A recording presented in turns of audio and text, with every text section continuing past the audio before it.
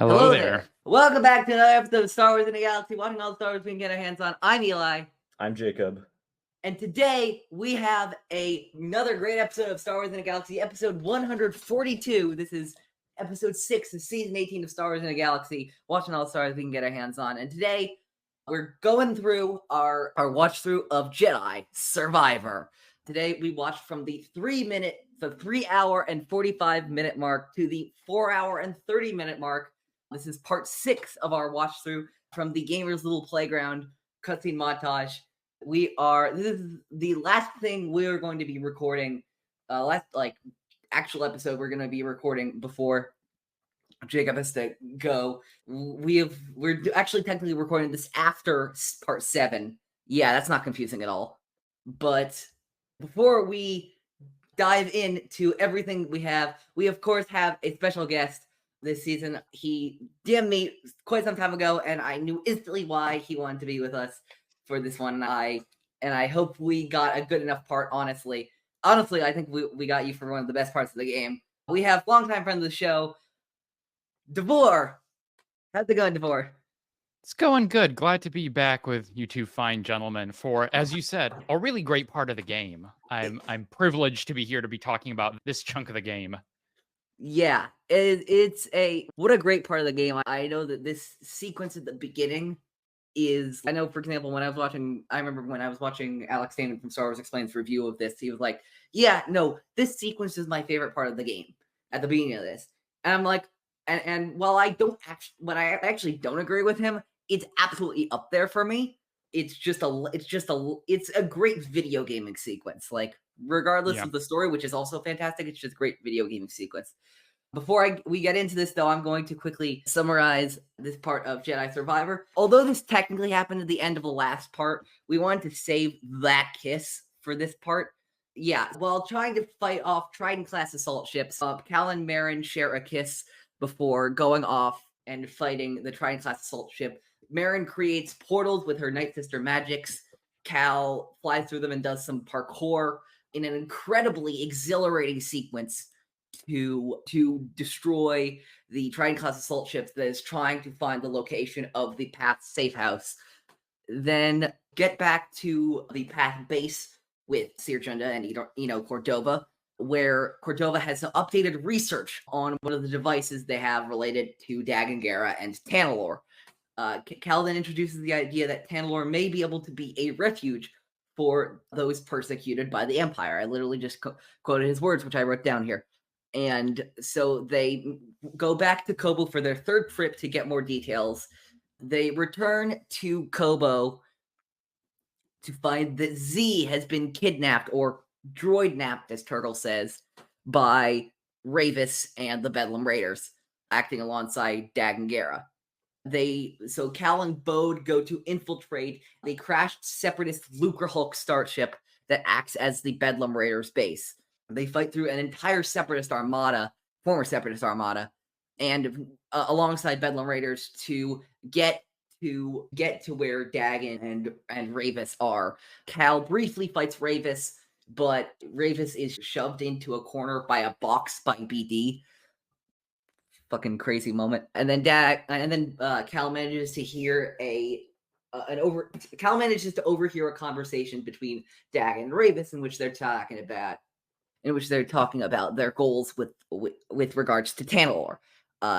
Eventually, Cal rescues Z, and Dagan catches him in the act, leading to the second duel between Cal Kestis and Dagan Gera. Dagan manages to escape, but so Cal and Bode jettison themselves out of the Lucrehulk using escape pods, which brings back some trauma from Cal from when he did that over Braca right after Order 66 all those years ago.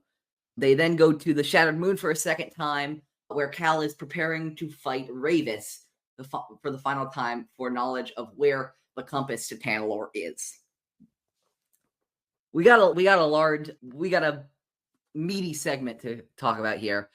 We got the infiltration of the Lucrehulk and the Jedi sequence at the beginning. I'm just gonna open it up to the both of you. What are you thinking of first when we look at this? I feel like we have to start with Cal and Merrin's moment. Yeah. Ending off on that last sequence with the literal cliffhanger or almost cliffhanger. They go off the cliff. Merrin opens up a Night Sister magic portal and says, "Cal, do you trust me?" Cal says, "Yes, of course I do." And what do you know? The moment that we've all been waiting for, those of us who shipped Cal and Merrin or thought that something was going on there, Merrin plants one on Cal, and they start flying through an alternate dimension of green ether. What do you guys think about this? Like as a moment for these characters for this show, because it feels like a big one to me. Yeah, it is. I think it is. It's a direction that like you could see them going into like over the courses of the games, especially like once they're reunited in Survivor.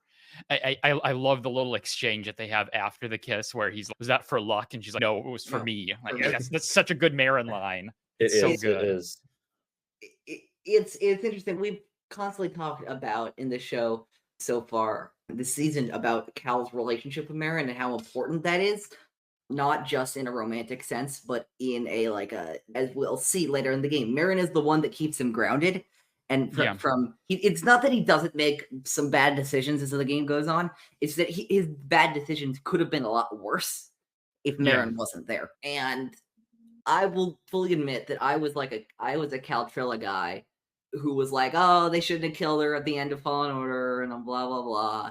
And I was like not vehemently against Cal and Merrin, but I was like, yeah, I don't know. And I had some reservations. And as soon as this happened, I'm like, okay, they did it. And I don't feel that bad about it. It works like they built up to it too well and it works good for me. So honestly, I think it's one of those things where I liked it far more than I thought I was going to. Yeah, I think there's, like you said, Davor, there's a lot of buildup. It doesn't come out of nowhere. You've got the moment on the Spammel, she grabs onto him and he has that surprised look. You've got that moment when Cal is talking to Grease, when he reunites with Grease and Grease is asking him about I can't remember exactly how the line goes. Basically, he's inquiring after the Space Witch lady, and Cal, of course, immediately thinks he's talking about Merrin, and he goes, "No, I meant Seer." And Cal's, "Oh." So I feel like it's a great payoff and an exciting moment when really the two main characters, I think, of this story are both so endearing and so appealing and are just such good characters. It's really easy to root for them and to root for this to happen because of the way that the story weaves it in throughout. So I was a big fan of this, and I'm not usually too concerned about the shipping, the romantic stuff, the will they, won't they suspense is not really my cup of tea, but this was well done. This was very enjoyable. I really liked how they put it all together for Cal and Merrin, I have to say. The thing that I think works so well is that it happens, they take a beat, and then they do one of the craziest and most badass action sequences in Star Wars, maybe ever. Yeah, the kiss is not even the craziest thing that happens. The kiss is kind of like the first beat in a series that just I remember, and there was another one later on that I think I wrote that I took a note on being like the platformiest of platform sequences in this game. But honestly, the one on Jeddah fighting the Trident class assault droid might be even more. I don't know. There are so many freaking crazy flips and jumps and all that kind of stuff, and I know that that was the other thing I was just thinking of, which is when Merrin was introduced into Jedi Fallen Order, I think a lot of us were wondering, oh, are we going to see Merrin and Cal working together, a Jedi and a Night Sister working together in action? And I think that was very well fulfilled here. Give me a second. I'm just going to pull up. Jacob and I will do this next episode, I guess you could call it. But did this when we were recording the last episode. I just want to pull up that quick. You know what I'm doing, Jacob, right? I'm going to do a quick I'm not sure I do. play by play. Oh, yeah. Which I like to do which I did last time for the platforming sequences. Okay, here we go. So we have portal, wall run, another wall run, another portal, a wall run, seemingly to another portal, to a slide down to a grappling hook onto a zip line, onto another wall run, onto a second wall run, onto a third wall run, into another portal. I don't know about you, Davor. And then he gets onto the legs of the Trident assault ship. That's the best part. That's the best part, is running on the giant robot tentacle. Yeah. I don't know about you, That's Davor. trying to How kill many him. times did it take you to do this? It took me a few times. I remember like the first time playing this game, because I played through it a few times. This was just one. It's just like, it's genuinely like insane experience at the first time. Yeah, you're absolutely. doing all this like Doctor Strange portal stuff, and there's the squid droid from Clone War. This was the hardest part for me. It's this part when you're like hopping up in the TIE fighter, Hopping up and then the you walls, have to yeah. and then you have to time it so that you go through the right portal. That's the part where I died a couple times. You got to get a good rhythm. Yeah, we had the hopping up the wall part. Yeah, and then you land, and then they just, that's my favorite part of this whole thing, is they just start chucking junk at this thing. It's so incredibly satisfying. What an exhilarating sequence to start this on. And yeah, no, it only takes about 3 minutes of this segment, but it's already a highlight of the game for me. Like, in this far, I think it is. Then we go back to the Path Safe House, where they give us some more. We do some more lore dumping about exactly what happened around Tanalorr and Dagan Gera.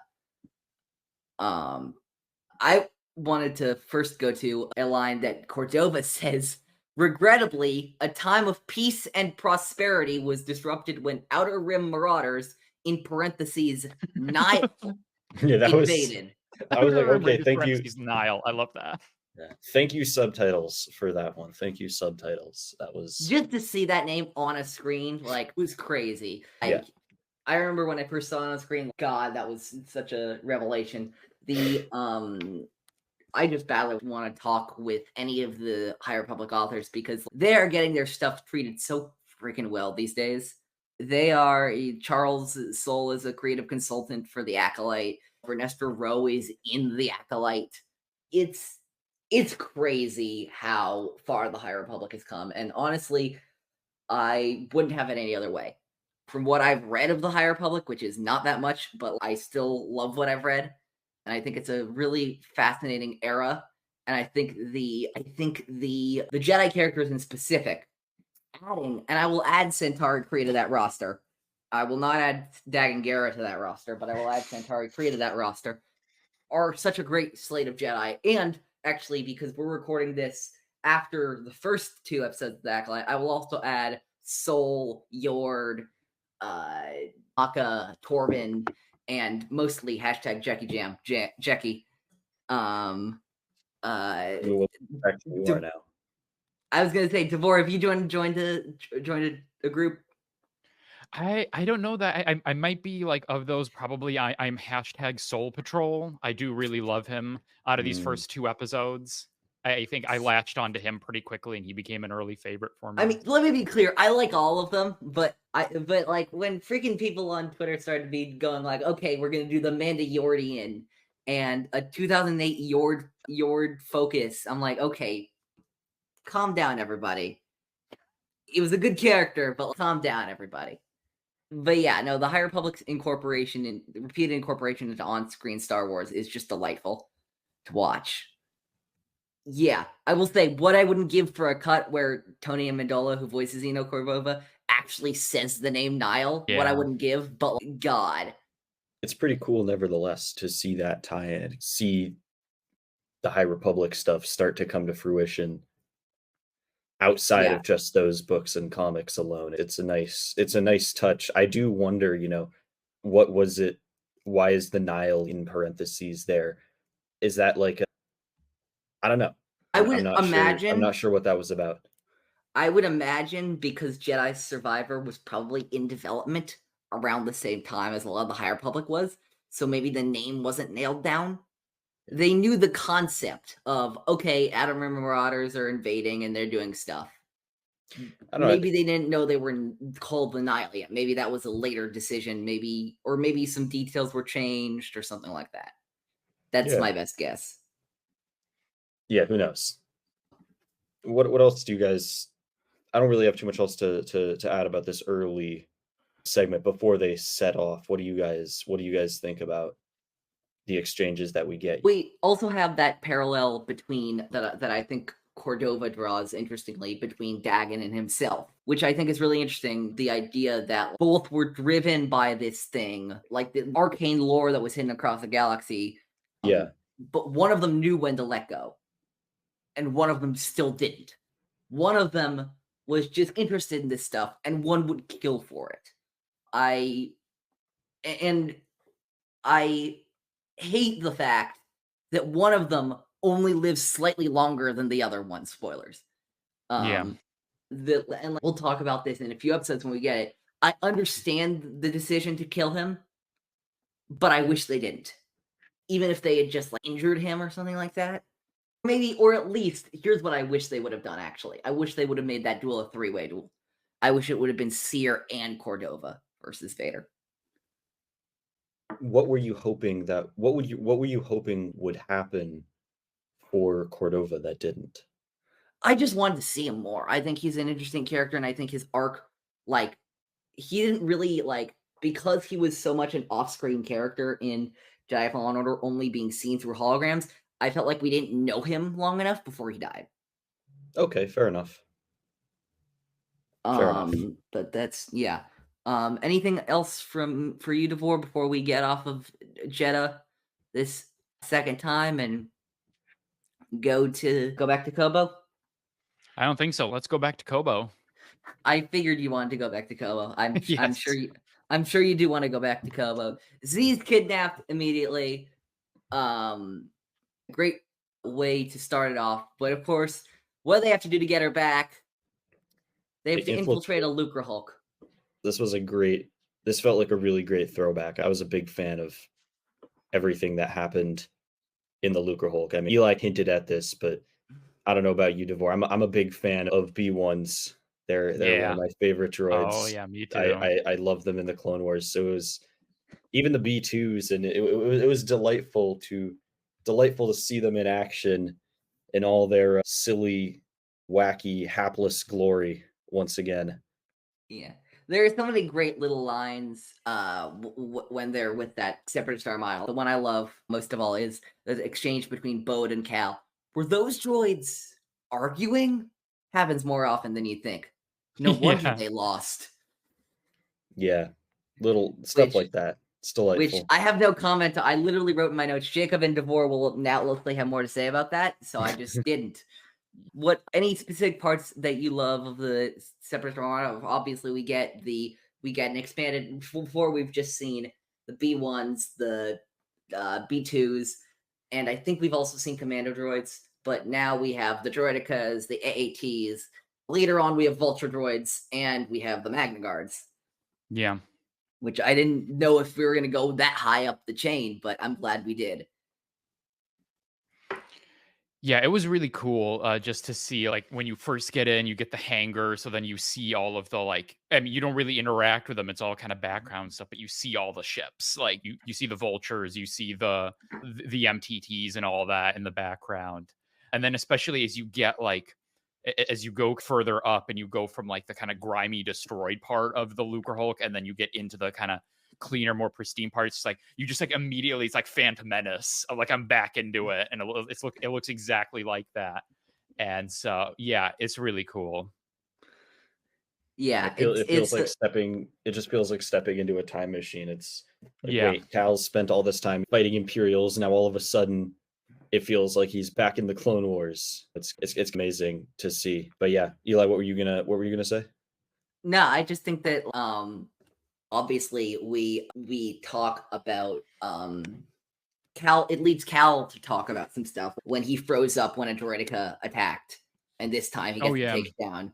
Which actually, I gotta admit, Bode plays a guy who doesn't really know about the Jedi really well. Mm-hmm. Like, for a guy who is one, he sure plays well as not knowing anything about them. But because I remember he said something like, sounds like a good teacher or something like that. Yeah. Which makes me wonder, actually. Like, now I'm really curious to wonder to know which Jedi trained him. Yeah, that would be cool. Yeah, like Or- I do hope or we if at he some ever, point like- get some Yeah, because Bode we don't know. Okay, backstory. he serves as a Jedi Knight. Okay, so he actually did get to the rank of Knight. I didn't know. I just looked it up. He served at the rank of Knight. Okay, got it. I was like, did he actually make Knight, or was it like one of those things where he was a Padawan or something like that? All right. Yeah, it's, and of course we start getting a few hints of Bode's motives in this. He starts acting, as I'd call it, a little shady, where when he says, we get out of here, rescue Z, find Tanalor, and then what? Maybe figure something out with Merrin? I heard Jedi avoid attachment. But just don't forget who you really are. I omitted Cal's responses in there, but like, I'm trying to figure out, like, I remember at the time, I'm like, that's weird. Anyway, but Yeah. now I'm trying to figure out, like, what was he trying to get Cal to do? I think the idea for Bode was to try and get Cal to basically have Tanalor for the four of them. Like the idea of he knew the danger of using it for anybody else, so he was just like, okay, so Cal's a good guy, so it'll be him, I guess his girlfriend, because that's obviously where they're going, and Kata and myself, and that'll be fine.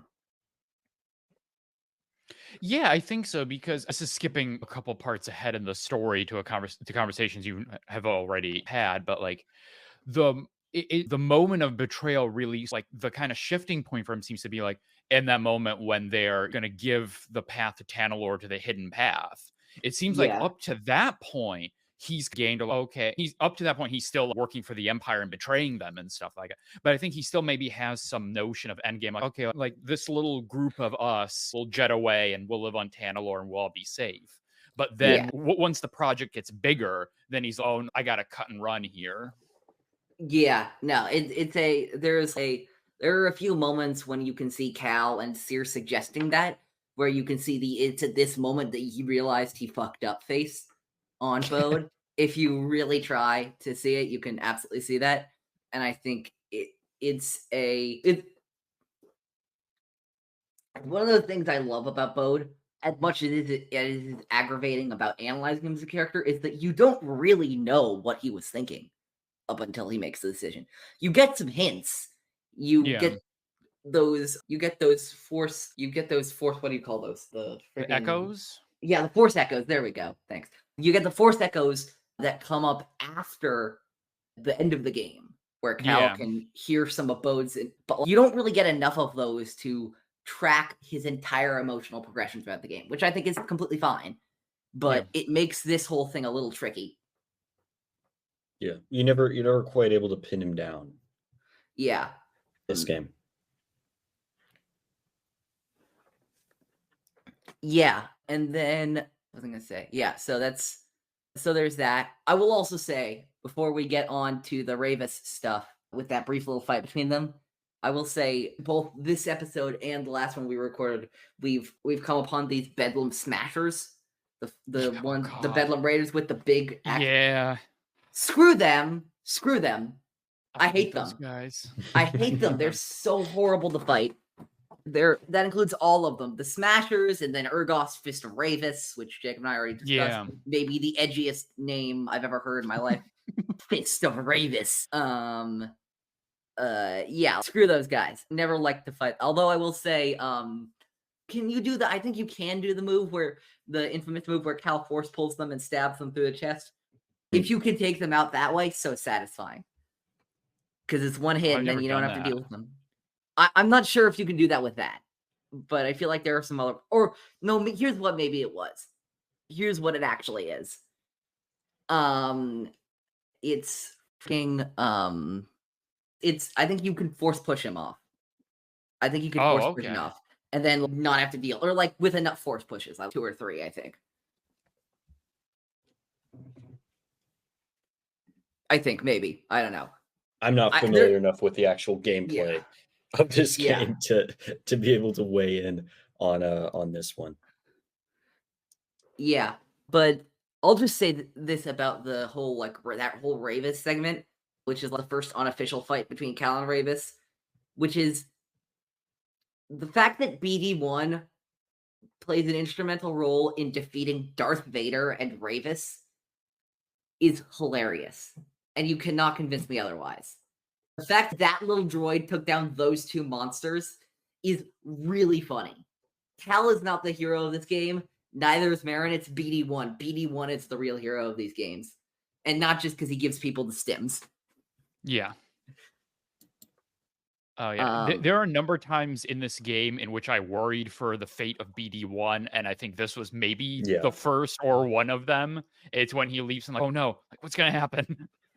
There's a couple times like that where I'm like, oh, he's about to get just smashed down or something or knocked off of something. So yeah, no, there's that moment in the beginning of the game where he tries to observe a creature and then he gets a little too close and Cal's, whoa, you never know what's gonna actually hurt you, BD. Yeah, no, it's BD's a legend, and we all know that BD is a legend. correct. Yeah. Do both of you? There is that flashback we have where Cal learns Force Crush, which Jacob apparently they give all of the flashbacks to all of the lesser abilities in this game. Merrin's Charm doesn't get one. The Ascension Charm doesn't get one. Like all the ones that are actually useful in this game. Don't get me wrong, the Force Crush is useful, but it's the Force Crush and the Relter Tame, which, don't get me wrong, useful because the puzzles are little. The Ascension Cable is so freaking fun. They just have Cal find it, apparently. And Merrin's Charm is just Merrin gives it to Cal. Like, at least in the last game, it was like push and pull and stuff like that, where I don't know, it feels like they're giving all of the cutscenes to the wrong ones.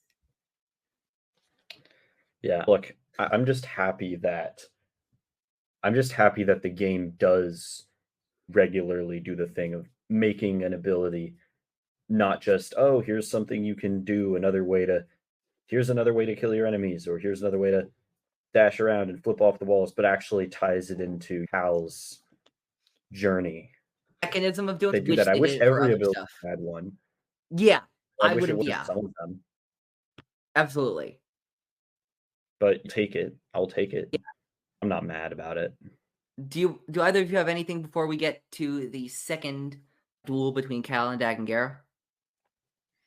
No, I do like the conversation, elevator conversation that you get. And I don't know if in prior episodes that you've recorded, you've touched on this or any guests has touched on this. And I don't know how either of you feel about him, but there's something to me weirdly endearing about Ravis. That I can't pin down. It's he's obviously a villain in this game and he does many terrible things, but there's something I don't know if it's because he's like the bad guy with the code. I don't know if that's what I'm reacting to. He does have a kind of charm about him. Yeah, I don't know. Maybe it's just me. I will say this that we've discussed at length, and something I feel is that Ravis should have just been the villain of this game for this part instead of Dagon. Because Ravis is just to me a far more interesting character than Dagon is. Yes. I absolutely understand what they were going for with Dagon, but as I told Jacob in the people who say that all Finn did in the Rise of Skywalker was run around and scream Rey, which is something I don't agree with, by the way. Yeah. The person you're actually thinking of is Dagengara, who runs around this game screaming Tanalor every third word out of his mouth. And pretty much nothing else. Look, Davor, I'm with you. I think Eli and we had a little bit of this conversation, but I agree. I think there is something very appealing about Ravis and endearing, because as much as he has very much thrown his lot in with the wrong crowd, and he just seems to be doing whatever Dagengara wants him to do and not really thinking about the consequences, he is very much honor bound, and I think he even says at some point in what it was, the comparison that I drew was compared to General Grievous, who Obi-Wan calls an errand boy in the Clone Wars. Careful now. And he and Grievous like completely denies that. Is like, no way, I'm the leader of the most powerful droid army ever. I'm such a badass. I'm this amazing guy. When Cal calls him, I can't remember the exact terminology he uses, but he basically Dagon's says, servant. he says you're Dagon's servant, and Ravis is basically like, yeah, so what? I have a code, I have loyalty, I'm bound by honor, and this is what I chose. Now give me my warrior's death. There is something appealing about like, okay, you know what? He chose the wrong path. He's working with some nasty folks, but he's not just doing it for the sake of cruising around killing everyone that he can. There is something appealing about that as far as villains in this game go. Yeah, no, Ravis is a really interesting character, and as we will discuss next episode, because again, we've recorded it already, as we will discuss, I understand the reasoning of in story and in character why, but I think the decision that Ravis makes at the end is really weird for a bunch of different reasons. But yeah, no, here's my hot take about this fight. This fight didn't need to happen. I think that 3 fights was too many to have between Cal and Dagon in this game. Do I recognize that Cal and Trilla had 3 fights? No, 4 fights in Fallen Order. Yes, I do. And to that, my response is Trilla was a way more interesting character than Dagon ever was. And Trilla was the main villain. But for me, I think you could have easily had like a cutscene where they like clash a little bit, maybe just like Ravis, honestly. But I don't know. I feel like obviously they had to do when he came out, and you have to have that one to the end, which is fucking crazy, where Dagon acts like an anime villain. But it's but I don't know. I feel like this one didn't have a lot to it. You have Bode coming in halfway through with a weird quip that felt kind of random. I don't know. I don't know what it is. It's just it feels a little unnecessary. Yeah, it doesn't have a whole ton. I get where you're coming from in the sense of like, it doesn't have a ton of like emotional weight or like story weight compared to the bookend duels that you do get with the two of them. It's more just like this kind of, it's like something to establish a midpoint in their relationship so that you have a beginning, a middle, and an end. Yeah, I do see that. I will say, sorry, go ahead, Eli. No, go ahead. I will say that for what it's worth, the cutscene at the beginning, I think is amazing. I think Dagon, I love how when he uses the Force to control his lightsaber, you know, do the Treya thing, each clash of the sabers, and it just hits really hard. I think they always do such a good job. This game always does such a good job with the little cutscenes that they intersperse. Jacob, who did you just mention? Like the boss fight duels. Treya. You're just trying to get segments cut from this show. You're just trying. Oh no, are we facing Treya since Eli? Is that against the ethics code, Eli? 110%. I look, Leslie Headland had a really great track record going before the Acolyte, and then she started talking about how much she loved Kreia. I'm like, okay, maybe not. Yeah, no. Although I will say, if anybody can make that character good, it's Leslie Headland, I think, actually. But yeah, no, get that Kreia shit out of here. Can't stand her. All right. But no, I do think, as you're saying with the whole, because there is that ability of hers where she is controlling, because after she gets the hand cut off by Scion. It's Scion, right? Yeah, it's Scion. Yeah, but Dagon manipulating the Force with one hand, that's very cool. If only he had a way of getting that other arm back. We'll tune in later to find out. But yeah, I was going to say, oh yeah. Then there's another one of these sequences that we've talked a lot about, Dave and I. There are a few sequences in this game, I feel like, and there probably are in Fallen Order. I just didn't remember them as much. That feel like very video gamey sequences that are just cool, but it feels to me that, did we really need this in the story? The one I'm thinking of is the escape pod stuff, and yeah, it's a great thing to see that Cal, I'm not great, but it's a good detail for the story that Cal still has that trauma from escape pods. But it felt, okay, couldn't they have just left? Did it need to be this whole thing? I don't know. I think it does bring something to the story to have Cal have that experience. I don't know. Davor, what do you think? Yeah, I don't know. I don't. Yeah, I don't have much feelings either way. I mean, I think I do like it for that. Yeah, as we mentioned, that element of the callback to Fallen Order and him re-experiencing that. So I do that sort of acknowledgement and element in the story. Yeah, and then we find out. I'm just looking at my notes. We find out Peely made it to Kobo all right, which is a side plot that I will admit I did not do the first time I played Jedi Survivor, and I just forgot was in there until now. That's the character that we see tending the plants on Jeddah, or is that something? Yeah, she Okay, made nice. yeah, she made it to Kobo. I have to admit, I have a real soft spot for her. I do. I like her, finding her. She's nice to Cal, just tending her little garden. I'm a fan. She's great. Yeah. Yeah, she's very delightful. I would love to know the backstory. How is she? Like, what's she doing? Yeah, there? why was she It's a on Jeddah cave. for? Yeah. Just Who like chilling there. bamboozled her into coming to this planet? Yeah. It's crazy. Anything from Kobo that either you want to talk about before we cover the brief part of the Shattered Moon? I think the one thing that I do like, the one thing that I want to talk about, I didn't have a lot of feelings about some of the finer points of the events on Kobo, but I do think that I really enjoyed the kind of the rapport and the back and forth between Cal and Bode as they're working their way through, fighting their way through the Lucrehulk together, trying to outswalve each other. They're both trying to be super confident, do their thing. But it's nice to see them work together, especially with the knowledge of the betrayal and what comes next. I think with that, this not being the first time that I had experienced this story, I think it actually enhances those aspects, what makes it enjoyable and what makes these two characters work well together when they are working together. Yeah, no, they're a great pair and they work together very well, which is all the more heartbreaking when that twist comes. Yeah. They're appealing, they're fun, like it's nice to see them bond and personally grow closer together.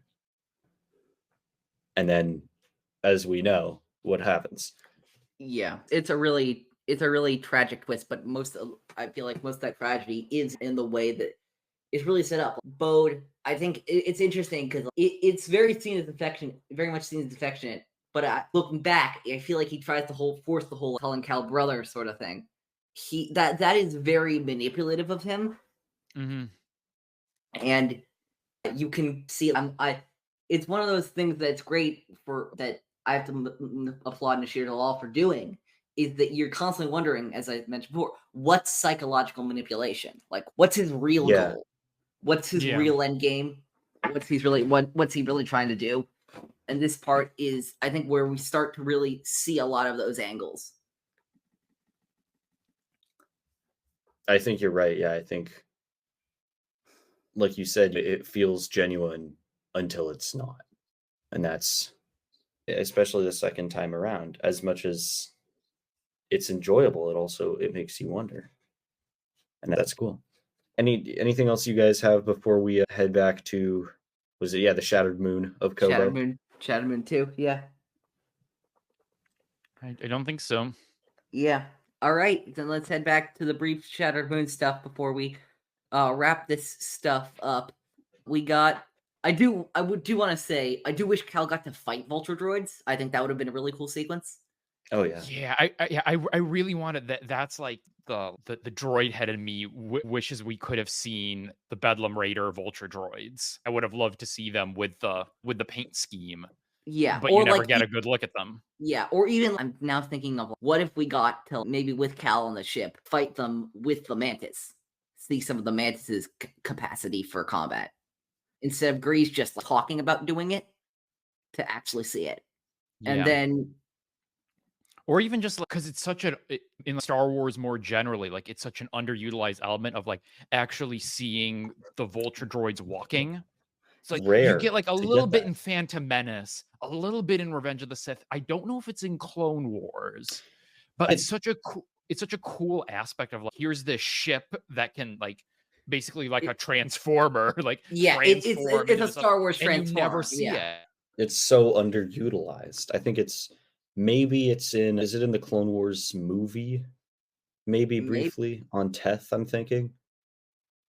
Oh Yeah, yeah. it's barely Oh yeah. utilized. It's such a cool thing, and it's so underutilized for something that seems like to be like the defining feature of, okay, what makes this fighter different? There was concept art done for Attack of the Clones for the Battle of Geonosis, where they had a sequence where it's like a bunch of walking vulture droids like in the field. And I'm like, come on, George. That would have been Yeah. That so would have been cool. That- next level. That would That have would have been taken it to the next incredible. level. Yeah. I'll end by saying with two things. First of all, the line that Merrin says to Bode, I think it is, like she's like, watch something for me, jetpack. Oh, and I might need some of your blood in case I get tired. I love her so much. I love her so Yeah. Me much. too. She's fantastic. Marin's the best. I support women's rights, but more than that, I support women's wrongs. Is what I Marin's believe. never wrong. No, she's that's the thing. Yeah, she's never wrong. Absolutely. The deadpan delivery by Tina Ivlev is just fantastic. I don't know if you have played this game before, but this last part that kind of bleeds into the next segment is Cal going through that super laser as Bravis Oh, yeah. evil monologues to him, which reminds me of a very similar sequence in The Force Unleashed, where Starkiller does that, but it's not on, obviously it's not on the Shattered Moon with a mining laser, it's on the Death Star with the Death Star super laser. Oh goodness, no, I've not played Force Unleashed. No, so I Yeah, don't no, have that's to an actual but- thing that happens. Galen Merrick is jumping through the Death Star super laser as like firing tests are going on because the Force Unleashed, and whenever they heard the question no, they kicked whoever was saying it out of the office. It's the meme of the guy who gets thrown out of the office window. Yeah. That Yeah. cartoon. Yeah. It's hey guys, why don't we do this? Yes, I think absolutely. Yes, 100%. Maybe we don't. Thrown out the window. That's roughly how I feel about The Force Unleashed. And then TFU2 is that, but in time lapse because they had and even less of no because they had so little time to do it. Yeah. Anything else that y'all got for any of this stuff? What a crazy segment we got. We got the Separatist Armada, the former Separatist Armada, now the Bedlam Raider Armada, the Jeddah sequence, a little bit of the Shattered Moon. Yeah, what else? Do either of you have anything else for this? Let me think other things. I did find it a little amusing that this segment of the game canonized yurts in Star Wars. I just find I just found that funny. It's like a real world import into it. Like they live in yurts. I'm like, okay, sure. I remember there was an untelevised Epic Confrontations match where Connor asked a question very similar to that, like what are the name of the tents that Bedlam Raiders lived in? And yeah, I remember when I saw it in the game, I'm like, that is a weird detail. But yeah, no, it's really interesting to see the inside of a Lucrehulk because I think this is the first time we see the inside of one, right? To this detail, I think in the movies and shows and stuff, it's like the hangars or the hallways, but like, you're going down to the core, like the actual guts of it. Yeah, it's fantastically good constructed, and I think the developers did a really good job of making it feel really good. It just felt very accurate to the way I thought it would be. Yeah. Jacob, do you have anything else? No, I think we can, if you guys are ready to give our overall thoughts, wrap it up. All right. I think this was. Oh yeah, go ahead. Yeah, I'll give my thoughts. So yeah, I think this is a really great part of the game. It's a part of the game that on replays I've really looked forward to when we get to here. I think one of the things that Survivor does so well, and it's something that Star Wars, particularly in the Disney era, has really emphasized and has done multiple times in different projects, I think to varying degrees of success. And I think in Survivor it's done really well, which is like seamlessly pulling together different eras of Star Wars and like seeing that coexist. So it's it's on Jedha. It's the separatist like squid machine thing from the invasion of Kamino, and now the Empire is using it. Or you get to Kobo and it's like here they are in this Lucrehulk, and the Bedlam Raiders are using all this old Clone Wars tech. And then you've got all the High Republic stuff that's layered in, and that's layered on top of a story that's set in the Empire and their stormtroopers and all that stuff. I think this sequence is not the only part, obviously, in the game, but a really good part with like seeing all of that, like all these different eras kind of represented, and it feels so organic and natural. You raise a really great point, and I love the era blending in Star Wars. I think they do that very well. Like, there are so many examples I'm trying to think of. It's Aki. There's Aki on the bus somewhere in one of the recent shows. I forget which one. Was it Andor? Was it Andor? Okay, stuff like that. And or even is within Andor, bringing Wolf Yularen in. Yeah. Just because they could. Or when they mentioned Karlak. Oh, yeah. Yeah. That was what I was saying. Yeah, or when they did Karlak, which I told Jacob there's a Clone Wars planet from one episode that's in this show. Never in a million years I don't think he'll guess this, because I would never have guessed it in a gajillion tries. Stuff like that with the era blending is just absolutely insane. Karlak obviously the Barash Vow is another one. You're absolutely right. I think that's very right. That's a very good point. Yeah. All right. Jacob, what do you think overall of this? Overall, I really like this. I like this segment. I thought it had a little bit of everything. We got a great duel. We got some, obviously the beginning is just phenomenal. I think I definitely did not see that coming the first time, but beyond just the unexpected nature of it holds up as a moment. The absolute chaos and pandemonium of Cal and Merrin facing down the giant Trident ship. It goes so hard. The little Bode Akuna moments sprinkled in throughout with Cal. I think that generally with games, and I felt this way with the last game as well, I think story-wise, the beginning and end of the game is is a little bit more reliably very compelling when we're analyzing games mainly for the story and not the gameplay. And the middle sections tend to be the ones more susceptible to sagging a lot or kind of losing the plot a little bit. But that was definitely not the case here. I thought that this was a really strong and exciting segment, and I really enjoyed getting to see my beloved B1 Battle Droid Society one last time. You know me. Yeah. No, I think it's a fantastic segment of this, that obviously beginning with the kids going right into that breathtaking action sequence. We're in the heart of Act 2. It's some great world building on the Lucrehulk, teasing some possible ulterior motives for Bode.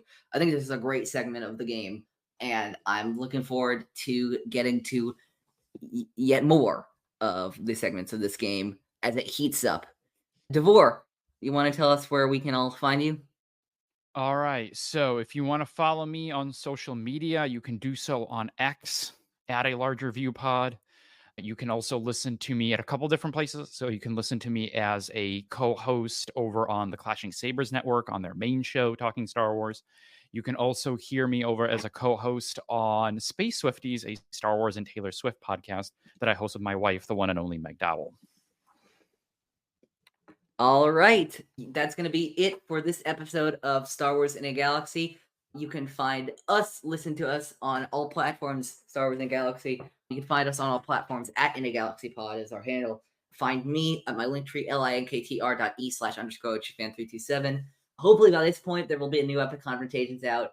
So I hope you all enjoyed that. And I think, in the meantime, all there's left to say, if there's nothing to say, may the Force be with you. Always. All the way.